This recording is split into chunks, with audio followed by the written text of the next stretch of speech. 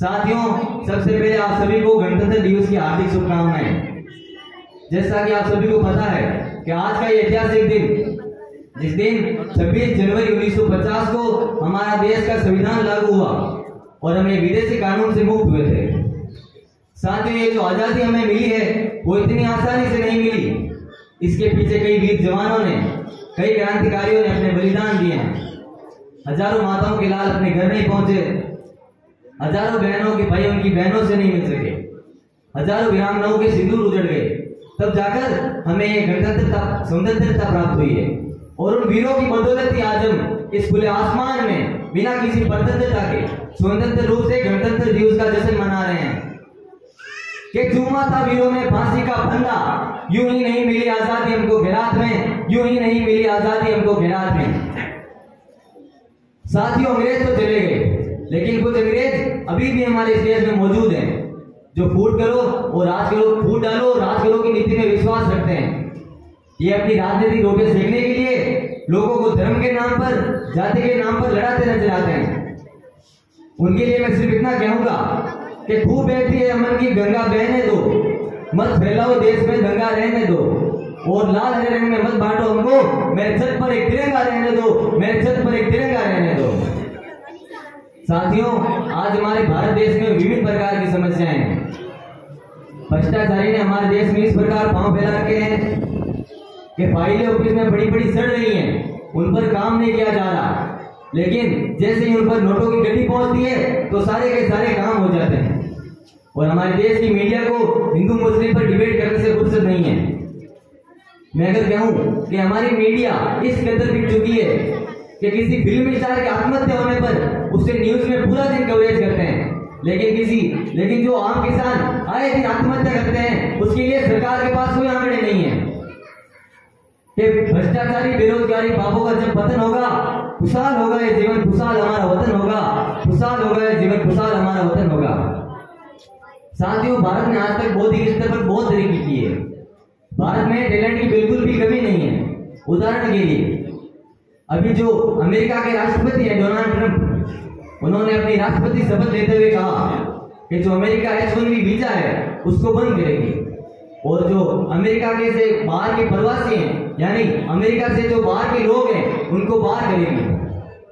लेकिन जैसे ही सलाहकारों ने उन्हें समझाया कि इस नियम के तहत भारतीयों को भी बाहर जाना पड़ेगा, और इस भारतीयों को बाहर जाएंगे तो हमारे इंजीनियर वो प्रोफेशन में अधिक से अधिक हानियां हो सकती है। तो राष्ट्रपति डोनाल्ड ट्रंप ने इस बात को मद्देनजर रखते हुए 22 जनवरी 2025 को अपना आदेश सुनाते हुए अपने H-1B आदेश को वापस लेते हुए कहा कि भारतीय न केवल जॉब करेंगे वो बल्कि अमेरिकन वासियों को ट्रेनिंग भी देंगे। साथियों, ये बात हमें पूरे भारत को समझने की जरूरत है कि भारत का टैलेंट बाहर ना जाए, उन्हें वह सारी अपॉर्चुनिटी यानी वह सारे अवसर भारत में ही उपलब्ध कराएं, जिससे भारत की बौद्धिक क्षमता विकसित हो और भारत अपनी विकसित देशों में अपनी उपलब्धि दर्ज कर सके।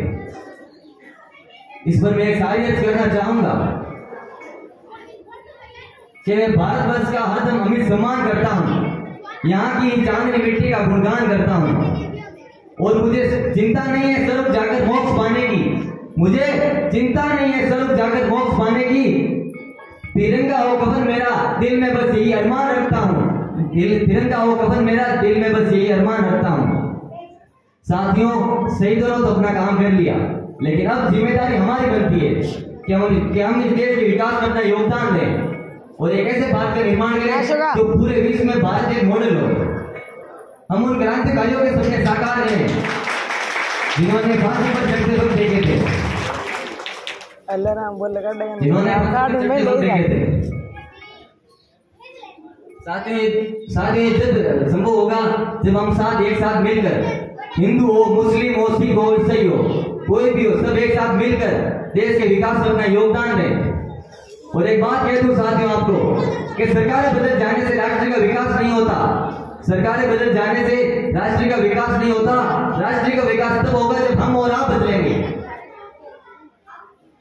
साथियों, इस पर मैं एक शायरी करना चाहूंगा कि आओ झुककर सलाम करें उनको जिनके हिस्से में ये मुकाम आता है, और झुककर सलाम करें उनको जिनके हिस्से में ये मुकाम आता है।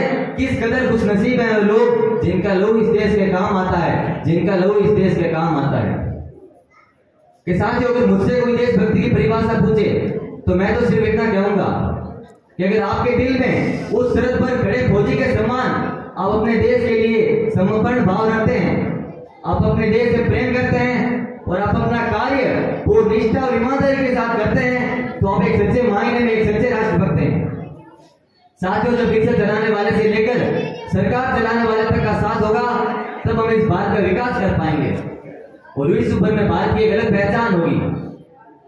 आपका टाइम बर्बाद ना करते हुए अंत में मैं कहना चाहूंगा कि भारत की विकास और भारत का विकास और उन्नति के लिए जरूरी है कि पूरा भारत संगठित होकर जातिवाद, भाषावाद, सांप्रदायिकतावाद इन सब को छोड़ करके हम एक स्वर में एक लय में देश की बात करें और भारत को विश्व गुरु भारत के रूप में स्थापित करें।